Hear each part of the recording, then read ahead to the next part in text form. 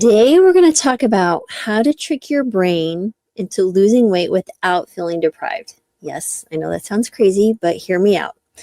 We're going to talk about the Einstein way of eating experiment and how it's going to work for you. Okay, so we all know that Albert Einstein was known for his genius, but here's something you probably didn't know. He wore the same outfit every day. Why? Well, because he understood that making too many daily drains on mental energy, or too many daily decisions drains your mental energy. Basically, by eliminating those small choices like what to wear, he saved his brain power for more important things like reshaping physics. And here's the crazy part. Your brain works the same way when it comes to weight loss. So most people try to lose weight by making a million daily decisions. Should I eat this or that? How many calories are in this? Should I work out today? Each decision depletes your willpower, making it harder to stay on track. And that's why you start strong in the morning, and at the end of the night, you end with a spoon and a pint of ice cream, right? But Einstein's trick applies to weight loss too.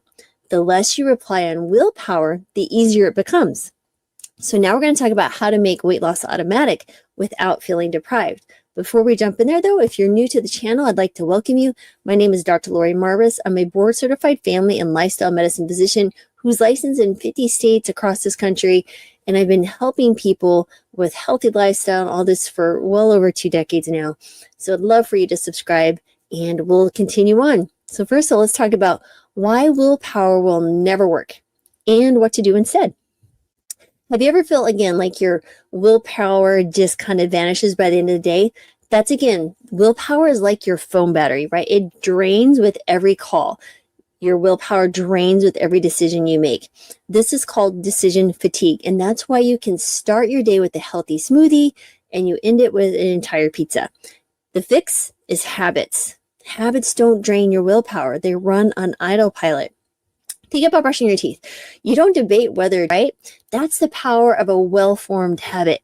And if you can turn healthy choices into habit, we make weight loss effortless. Follow my drift? Okay. Let's talk about the science of habit loops and how to use them for weight loss. Every habit has a following loop. You have a cue or a trigger, a response, which is your behavior, a reward, and then which causes a craving. So your brain doesn't crave something first. It learns to crave it over time. For example, you wake up in the morning. Here's your cue. You wake up and smell coffee. 2, the response is you pour a cup and you take a sip. 3, the reward is that you feel alert. 4 is the craving. The next morning you want the coffee before even smelling it. We can come up with another way to look at this. So let's say that you were an 8-year-old little girl or boy and you go to a birthday party and there is ice cream and cake and deliciousness all around you. You're with your friends and it's so much fun. You're like, wow, this is great. Your brain is like, this is amazing. And you eat this really intensely sweet cake and you're just hanging out having a blast. So now your brain is associated this yummy birthday cake with fun and feeling and wonderfulness, right?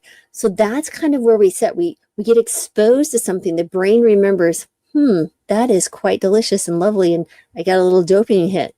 So then when the next time it comes in, let's say that it is around the coffee habit. You were cold and you felt, you drank some warm coffee and you're like, wow, that feels really good. But you also were more alert. Your brain is aware of that, right? So now we're thinking when you wake up, you smell that coffee, like, yeah, I remember that. That actually is. Okay, let's go back. You respond, you pour your cup, bam, you like, wow, I feel alert. The next morning, you want it even before you can smell it.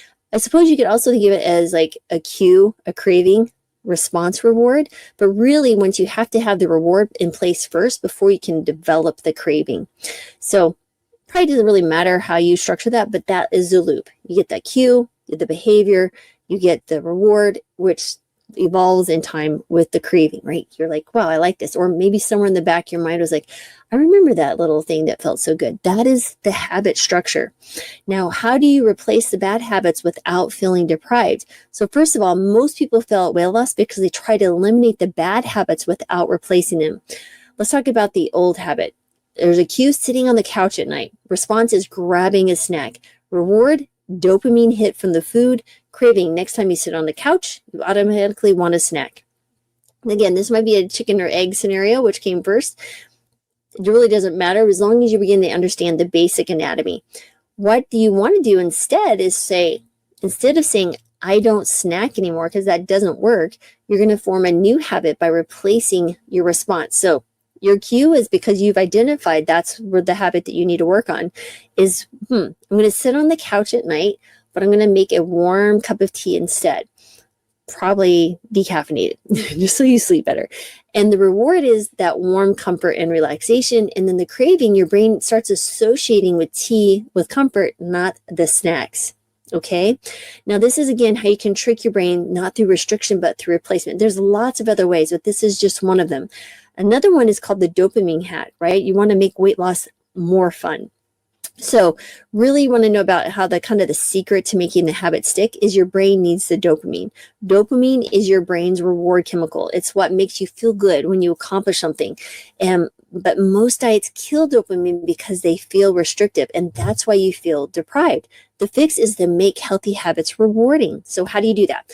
First of all, you pair a new habit with something enjoyable. Let's say you only watch Netflix while walking on a treadmill.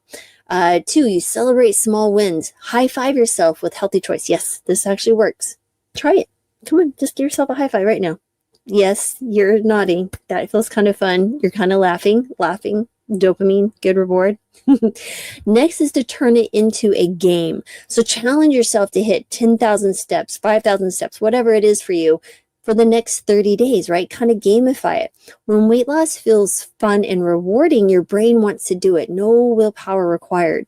Now, the takeaway is small changes equal big results. So willpower is unreliable, right? Habits make things automatic. Habits follow a loop. Cue, response, reward builds into craving. Your brain loves dopamine. Make weight loss rewarding, right? So Einstein eliminated decision fatigue to focus on what mattered most. You can do the same for weight loss. So if that made any sense for you and you being like, how can I do this? How can I think about what habits can I replace? Where can I actually stack in a good habit that would be fun? That's the beginning here. Start thinking about your habits, not so much about, I need to lose 10 pounds, but more about what are the habits that will lead automatically as a beautiful side effect is weight loss, right? Because we know the things we should do, but we get overwhelmed when we think of just the end product, that end, finish line at the end.